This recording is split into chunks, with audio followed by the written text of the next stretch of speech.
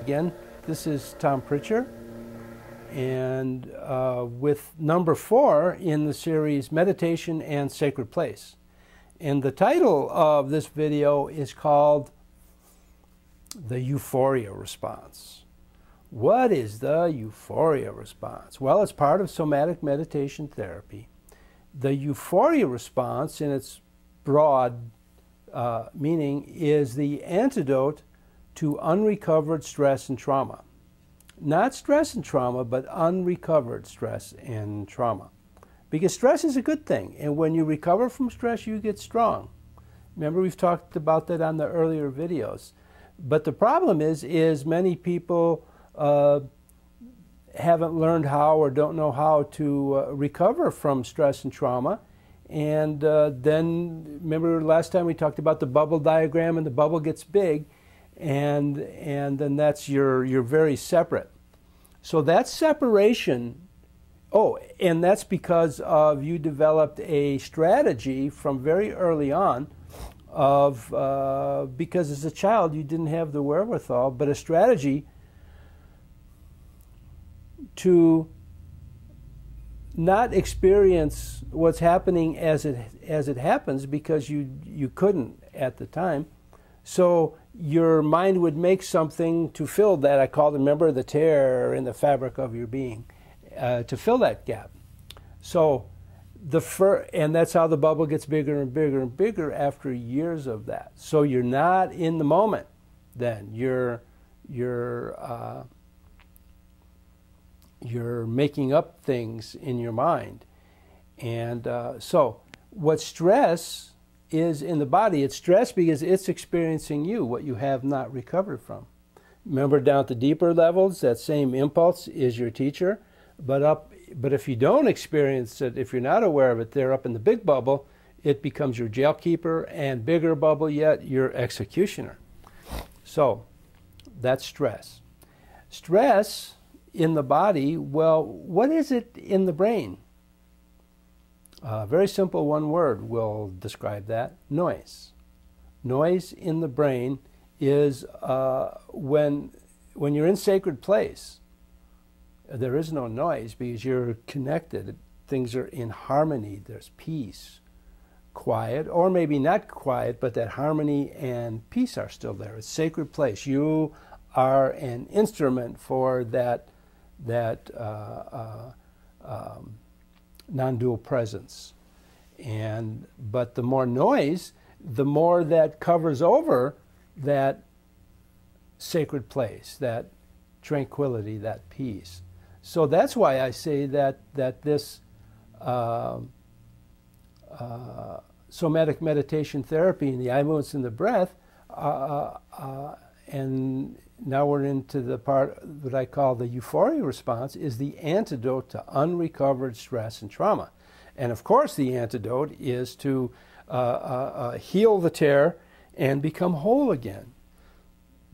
The word therapy means healing, and the word healing means becoming whole. And I'm just laughing at myself. The antidote to stress and noise in the brain, unresolved trauma, is getting back into sacred place again. And we do that through, we're starting with somatic meditation therapy, and the start of that is the euphoria response, where the eye movements and the breath, we access the whole brain, and when we access the whole brain and energize and access and ground and center that energy and be totally in the moment with what we're doing, we become more grounded, centered, and more balanced, more in harmony with our sacred place, that's deep within ourselves. And remember I said how when you don't recover, the amygdala stays primed, and it sends out little messages to the hippocampus and then to the hypothalamus to put you into the stress response, basically. You know, when you're all tight like this, or the slightest thing sets you off, well, that's a good indication that your amygdala is primed, as I call it.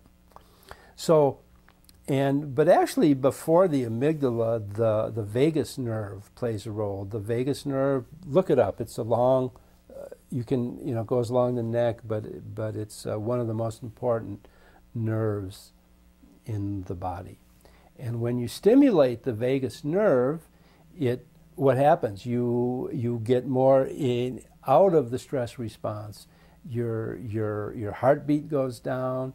Your whole sympathetic nervous system doesn't get so like this. Erregt, the German word came up. You're not on edge so much. So it's the vagus nerve is very important.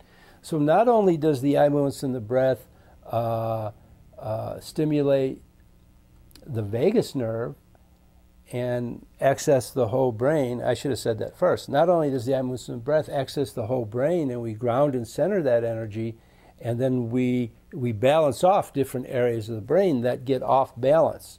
So that harmony and balance comes into our central nervous system and reflects in our whole body and therefore in our mind. And so what happens, though, is it stimulates the vagus nerve. And down the line, there's more direct stimulation of the vagus nerve. And you're just going to have to wait for that. But just moving the eyes in those directions pulls and tugs, and you can almost feel it, the muscles that you normally don't use are being exercised, and in that way you could look at it as a very advanced, subtle qigong. So the phone rang, and what was I saying?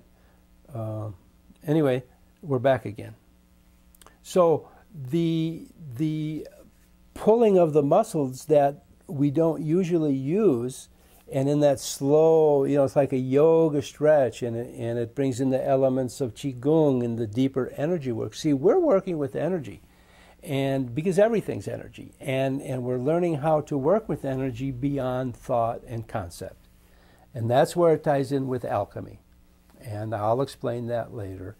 And so that's how the vagus nerve stimulation, which the eye movements and the breath does, allows us to stay in our sacred place, or at least so we have the energy and the more peace and harmony to get us back to sacred place. Because when our pulse is high, when we're in the stress response, the tendency is to get out of our neocortical activity and sets us back down into childish behavior, mammalian brain behavior, where you have to follow a leader or somebody has to do it for you. And then further down is the reptilian brain behavior, sort of like fundamentalist behavior, or people that are shouting. When you hear them talk, they're shouting. You can feel that anger, and that's reptilian brain information.